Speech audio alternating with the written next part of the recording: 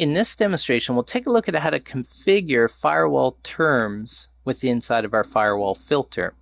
So I've already created the firewall filter. It's called My Firewall Filter, and it's an IP version 4 firewall filter.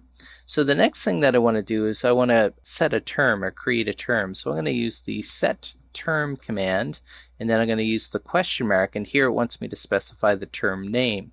So I'm going to specify the term name is going to be, FW term 1. So my firewall term 1.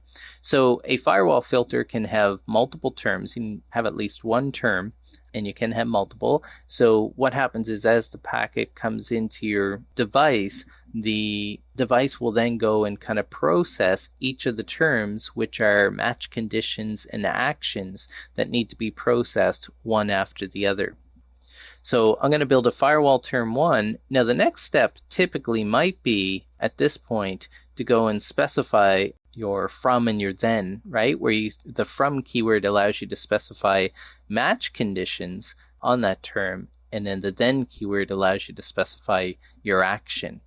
So at this point, I typically would go and do a from space and then do a question mark, and then take a look at all the different parameters that can be used to filter the traffic. So to decide, okay, do we accept this or do we not accept this packet, right? So just a couple examples of some information here that could be useful. So we can go and filter based off the destination port, right? So that's very common. We also have coming down here, there's things like your ICMP types and ICMP codes. So if you do want to check to see if it's a ping request message or a ping reply, those kinds of things, you could do a test on the interface if you wanted to. Any of the IP options you could test on, the port value here, you could test on that as well. The protocol, so you could specify a specific protocol. There's your source address field, your source port, and so on.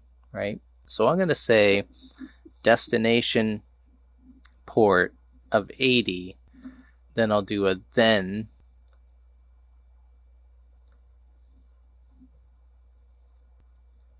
actually I'll leave it at that, hit enter, and then I'll do a set term forward term 1, and then I'll use my then keyword, and then hit the question mark, and I'll specify what it is that I want to do. So I can go and accept this traffic if I want to. I can reject the traffic, right?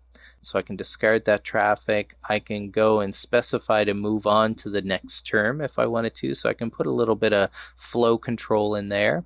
So what I'm going to do is I'm just going to say accept that traffic. Now I'm going to use my show command kind of to display the configuration of my firewall filter, which is an IP version 4 filter.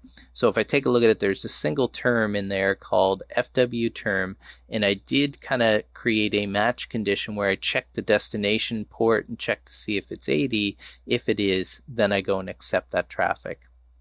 So in this demonstration, we saw how to create a firewall filter term.